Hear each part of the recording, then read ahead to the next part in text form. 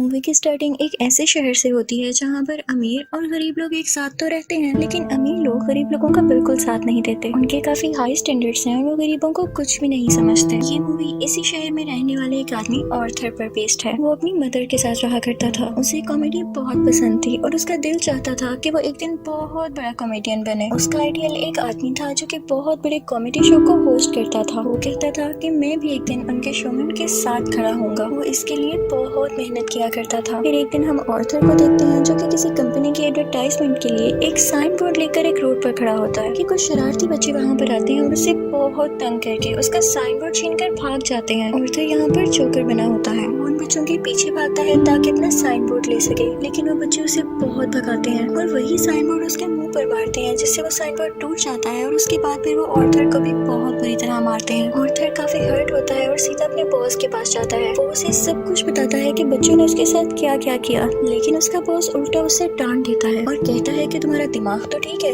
बच्चे ऐसी हरकत कैसे कर सकते हैं। बॉस उससे कहता है कि मैं तुम्हें तुम्हारी सैलरी भी नहीं दूंगा। ऑर्थर में कॉन्फिडेंस की बहुत कमी होती है, इसलिए वो यहाँ पर खुद के बारे में कुछ बोल ही नहीं पाता। वो वहाँ से काफी उदास होकर बाहर आ जाता है और सोचता है कि क्या मैं इतना बुरा हूँ कि कोई भी मेरी बात का यकीन ही नहीं करता। वो अपने घर आता है और डांस करने लगता है। यहाँ पे हम देखते हैं कि उसकी बॉडी काफी वीक होती है। अगले दिन ऑर्थर अपने कोलीग से मिलता है और उसे उन बच्चों के बारे में बताता है। उसका कोलीग उसे कहता है कि ये तो बहुत गलत हुआ, तुम्हें अपनी हिफाजत करनी चाहिए थी यार। और इसी के साथ वो उसे गन देता है और कहता है कि इसे अपने पास रख लो, ये मुश्किल वक्त में तुम्हारे काम आएगी। ऑर्थर ये लेने से इनकार करता है, लेकिन वो आदमी जबरदस्ती उसे गन दे देता है और फिर ऑर्थर अपने घर के लिए निकल पड़ता है। वो बस में होता है तो उसके सामने एक बच्चा भी बैठा होता है। वो उसे हंसाने की कोशिश करने लगता है और वो बच्चा जोर जोर से हंसने लगता है, जिस पर उस बच्चे की मदर को गुस्सा आ जाता है और वो ऑर्थर से कहती है कि हटो, परेशान मत करो हमें। लेकिन इस बात पर ऑर्थर हंसने लगता है। इनफैक्ट हमें बताया जाता है कि ऑर्थर को कोई सीरियस साइकोलॉजिकल इशू होता है और वो अपनी हंसी को कंट्रोल ही नहीं कर पाता। उसे कहीं पर भी हंसी आ जाती है। वो बस में बैठी हुई उस लेडी को एक कार्ड देता है जिसमें उसकी डिजीज के बारे में सब कुछ लिखा होता है। वो घर आता है और अपनी मेडिसिन लेने लगता है। इनफैक्ट वो गरीब था और ये दवाई बहुत एक्सपेंसिव थी, तो वो गवर्नमेंट के बनाए गए मेडिकल सेंटर से ये दवाई फ्री लेता था। वो एक दिन अपनी साइकियाट्रिस्ट के पास जाता है। वो उसे कहती है कि मुझे अपनी डायरी दिखाओ कि तुम क्या क्या लिखते रहे हो। जैसे ही वो उसकी डायरी खोलती है, उसमें ये लिखा होता है कि मैं उस तरह नहीं मरना चाहता जिस तरह बुरी तरह से मैंने जिंदगी गुजारी है। फिर ऑर्थर वहाँ से अपने घर जाता है तो उसकी मदर उससे पूछती है कि क्या टॉमस की तरफ से कोई लेटर आया, तो ऑर्थर कहता है कि नहीं, आज भी नहीं। इनफैक्ट टॉमस इस मूवी में बहुत ज्यादा रिच बिजनेसमैन दिखाया गया है और लोग उससे बहुत डरते हैं। उसकी माँ उससे कहती है कि अगर उसको हमारी हालत के बारे में पता चलेगा तो वो हमारी हेल्प जरूर करेगा। अगले दिन जब वो बाहर जाता है तो वापसी पर आते हुए रास्ते में उसे एक सिंगल मदर मिलती है जिसके साथ एक छोटी सी बेटी भी होती है। वो ऑर्थर को काफी अच्छी लगने लगती है, लेकिन वो अपने घर आ जाता है। यहाँ उसकी मदर उससे फिर उसी लेटर के बारे में पूछती है तो ऑर्थर कहता है आपका क्या लेना देना है उससे, वो हमारी मदद नहीं करेगा। अगले दिन हम देखते हैं कि वो सिंगल लड़की ऑर्थर के घर पर आती है। वो उससे कहती है कि मैं कुछ टाइम से नोट कर रही हूँ कि तुम मेरा पीछा कर रहे हो, जिस पर ऑर्थर उसे कहता है कि हाँ, मुझे तुम अच्छी लगी हो। तो इस पर वो लड़की हंसने लगती है और जल्दी उन दोनों में दोस्ती हो जाती है। ऑर्थर को एक और जगह से जोकर की ऑफर आती है। वो एक चिल्ड्रन हॉस्पिटल होता है और जब ऑर्थर वहाँ पर जाकर डांस कर रहा होता है तो उसकी पॉकेट से वही गन बाहर आकर गिरती है। सब बच्चे डर जाते हैं और स्टाफ हैरान होता है कि इसके पास गन क्या कर रही है। ये बात फैलती है और उसे इस जॉब से भी निकाल दिया जाता है। वो अपने बॉस को कॉल करता है कि ये तो सिर्फ एक टॉय गन है, तो उसका बॉस उसे कहता है कि झूठ मत बोलो, मुझे तुम्हारे कोलीग ने सब कुछ बता दिया है कि तुमने खुद उससे गन ली। यहाँ पर ऑर्थर का दिल दोबारा से बहुत दुखता है कि उसके कोलीग ने तो उसे जबरदस्ती ये गन दी थी। फिर हम देखते हैं कि ऑर्थर ट्रेन में घर जा रहा होता है और वहाँ पर 3 बिजनेसमैन भी होते हैं जो कि थॉमस वेन के ही आदमी थे। वो ट्रेन में बैठी हुई एक लड़की को छेड़ रहे होते हैं।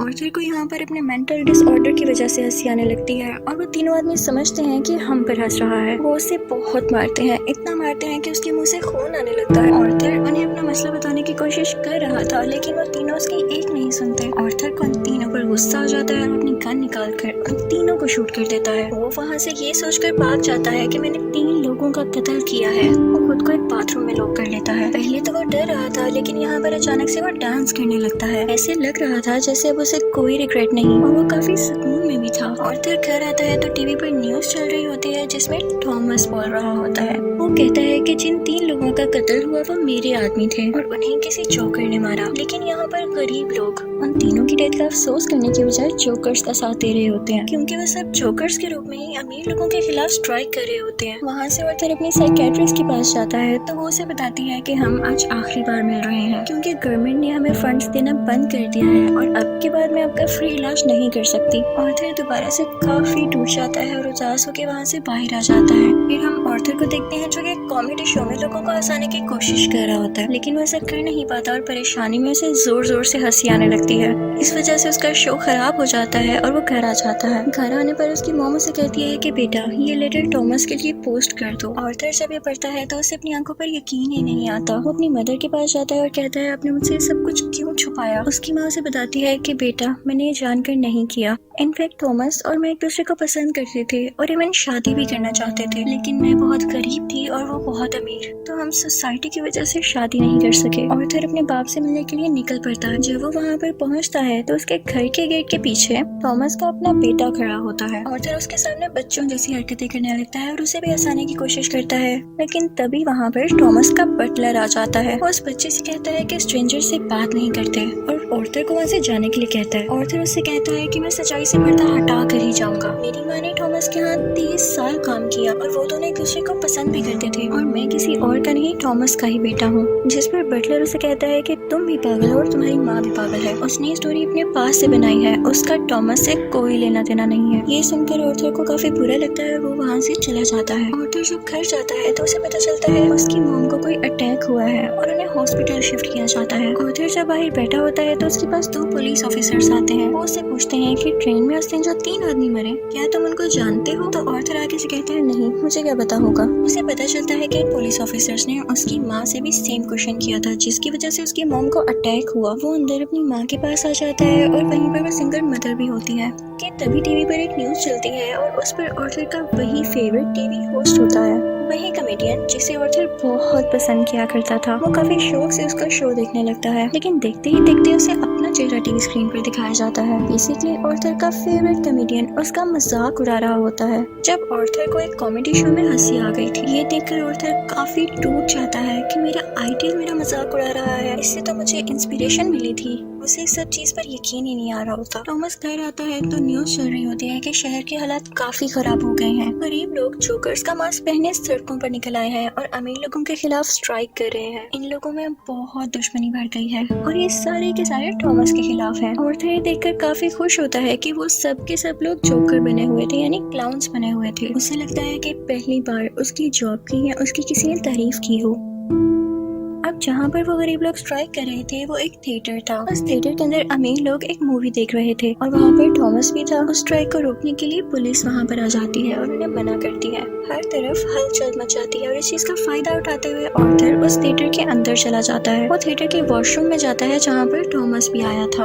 आर्थर उसके पास जाता है और पोलाइटली कहता है कि मैं आपका बेटा हूँ, मेरी माँ और आप एक साथ हुआ करते थे, याद करें। थॉमस उसे कहता है कि मैं इस नाम की किसी औरत को नहीं जानता और उसे जोरदार मुक्का मारता है, यानी पंच करता है, जिससे उसकी नाक से बहुत खून आने लगता है। आर्थर घर चला जाता है और कुछ टाइम बाद उसे पुलिस की कॉल आती है। वो इनफैक्ट आर्थर से भी इन्वेस्टिगेशन करना चाहते थे उस दिन के बारे में जब उन 3 आदमियों का कत्ल हुआ था। और तभी आर्थर को ये भी पता चलता है कि जो उसका फेवरेट कॉमेडियन था उसने आर्थर को अपने शो में बुलाया है। इनफैक्ट उसने आर्थर की जो क्लिप अपने शो में चलाई थी उसकी वजह से उसके शो की रेटिंग काफी बढ़ गई थी, क्योंकि लोगों ने उसको पसंद किया था। वो बहुत खुश हो जाता है और तैयार होकर वहाँ पर जाने के लिए निकल जाता है, लेकिन उसे याद आता है कि थॉमस के बटलर ने कहा था कि मेरी माँ पागल है। तो वो उस मेंटल हॉस्पिटल पर जाता है जहाँ पर उसकी माँ का कभी इलाज हुआ था। वो उन लोगों से अपनी माँ की फाइल मांगता है। वो वहाँ से वो फाइल चुरा कर भाग जाता है। उसमें लिखा हुआ था कि आर्थर की माँ का किसी और के साथ रिलेशन था। वो उसे बहुत ज्यादा फिजिकली अब्यूज किया करता था, मारा करता था। और इसी दौरान आर्थर के सर पर भी चोट आई थी, जिसकी वजह से वो आज इस डिजीज का शिकार है। वो वहाँ से सीधा अपनी दोस्त यानी उसी सिंगल मदर के पास जाता है, लेकिन हमें यहाँ पर पता चलता है कि वो तो थी ही नहीं। वो असल में सिर्फ और सिर्फ उसकी इमेजिनेशन में थी और उसको उसके विजन्स आया करते थे। आर्थर अपने माँ की चोट की वजह से काफी परेशान होता है। वो हॉस्पिटल जाता जाता है और पिलो से अपनी माँ को मार देता है। घर आकर देखता है तो उसे एक पिक्चर मिलती है जिसके पीछे लिखा हुआ था कि मुझे तुम्हारी स्माइल बहुत पसंद है, जो कि थॉमस ने लिखा था और ये पिक्चर उसकी मदर की थी। यहाँ उसे एहसास होता है कि उसकी माँ झूठ नहीं बोल रही थी। वो अपना जोकर का मेकअप करने लगता है और यहाँ पर वो काफी दुखी होता है और उसे कुछ समझ नहीं आ रहा होता कि उसके आसपास क्या हो रहा है। तभी वहाँ पर उसका वही कोलीग आ जाता है और वो कहता है कि जो उस दिन ट्रेन में 3 कत्ल हुए और रिसेंटली तुम्हारी माँ का भी कत्ल हुआ, मैं इसके बारे में कुछ पूछना चाहता हूँ। आर्थर को लगता है कि लोग फिर से मेरा जीना हराम करने आए हैं और वो यहाँ पर अपने कोलीग को बुरी तरह से मार देता है।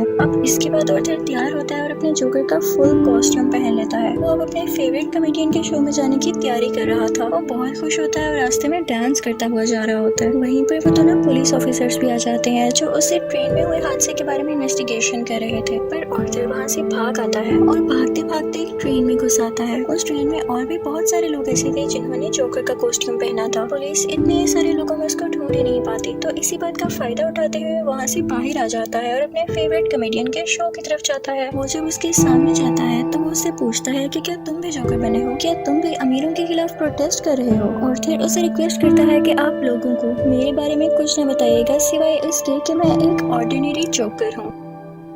और फिर उनका लाइव शो स्टार्ट हो जाता है। ऑडियंस उन्हें देखकर काफी खुश होती है और इस चीज को काफी एडमायर कर रही होती है। वहाँ पर आर्थर का फेवरेट कॉमेडियन उसे क्वेश्चन करता है कि तुम यहाँ पर जोकर बन के क्यों आए हो। तो जोकर उसे कहता है कि मैं हमेशा खुश रहना चाहता था और मैं लोगों में भी खुशियाँ बांटना चाहता था। लोगों ने मुझे इस गेटअप में पसंद किया तो मैंने सोचा क्यों ना मैं ऐसे ही आ जाऊँ। वो यहाँ पर एक बहुत ज्यादा सरप्राइजिंग बात भी करता है। वो इस लाइव शो में सबके सामने बता देता है कि उस दिन ट्रेन में जो 3 लोग मारे गए उनको मैंने ही मारा है। वो कहता है कि ये सब मैंने आपको इसलिए बताया कि अब तक कितने गरीब मरे, कितने ही ज्यादा अमीर लोगों ने गरीब लोगों को बेदर्दी से कत्ल किया, लेकिन आज तक किसी ने नोटिस किया, किसी ने भी अमीर लोगों के खिलाफ आवाज उठाई या उन गरीब लोगों को याद किया तो मुझे बताएं। और जब मैंने किसी अमीर आदमी को मार दिया तो लोग इतना शोर किस लिए मचा रहे हैं? क्या सब इंसान बराबर नहीं होते या अमीर लोगों में कोई और खास बात होती है? वो कहता है कि सोसाइटी बहुत खराब हो चुकी है, वो सिर्फ अपना फायदा सोचती है और अगर आज तुमने मुझे शो में बुलाया है तो ये तुम्हारी रहमदिली हरगिज नहीं है। तुम्हारे शो की रेटिंग मेरी वजह से बढ़ रही थी इसलिए तुमने ऐसा किया। लेकिन आर्थर का जो फेवरेट कॉमेडियन होता है वो कहता है ऐसी बात हरगिज नहीं है। आर्थर को गुस्सा आ जाता है कि तुम अभी भी झूठ बोल रहे हो। वो इसी के साथ अपनी गन बाहर निकालता है और उसे सबके सामने शूट कर देता है। लोग काफी घबरा जाते हैं और वहाँ से बाहर निकलने लगते हैं, लेकिन आर्थर को हम यहाँ पर काफी कॉन्फिडेंट देखते हैं। वो किसी से नहीं डरा होता। पुलिस इस बात पर जोकर यानी आर्थर को अरेस्ट कर लेती है और अपनी गाड़ी में बिठाकर उसे वहाँ से दूर ले जाने लगती है। लेकिन आर्थर रास्ते में देखता है कि उसके बहुत सारे सपोर्टर्स हैं जो उसे सपोर्ट कर रहे हैं। उनमें से कुछ लोग एक एम्बुलेंस में बैठते हैं और उसकी ज्यादा सारी स्पीड करके उस पुलिस कार के साथ टक्कर कर देते हैं, जिसकी वजह से वो पुलिस कार उल्ट जाती है और अब जोकर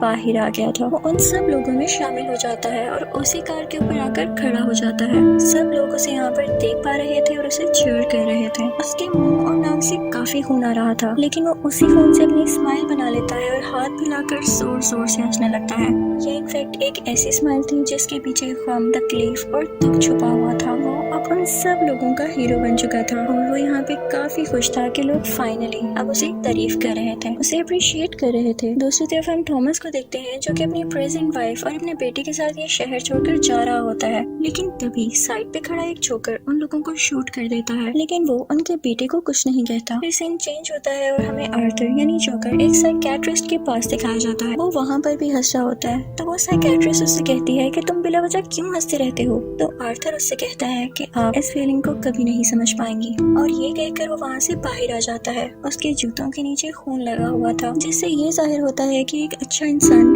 कैसे किसी कातिल में बदल गया। और इस मूवी से हमें ये लेसन भी मिलता है कि जब किसी के साथ बुरा किया जाए तो वो बुरा ना भी हो तो एक ना एक दिन बुरा बन ही जाता है। उसे इतनी अजियत दी गई, इतना टॉर्चर किया गया कि उसके अंदर से वो फीलिंग्स ही खत्म हो गई और अब वो अपनी लाइफ से बिल्कुल सेटिस्फाइड था। और इसी के साथ ये मूवी भी एंड हो जाती है। आई होप आपको ये मूवी अच्छी लगी होगी। Thank you for watching.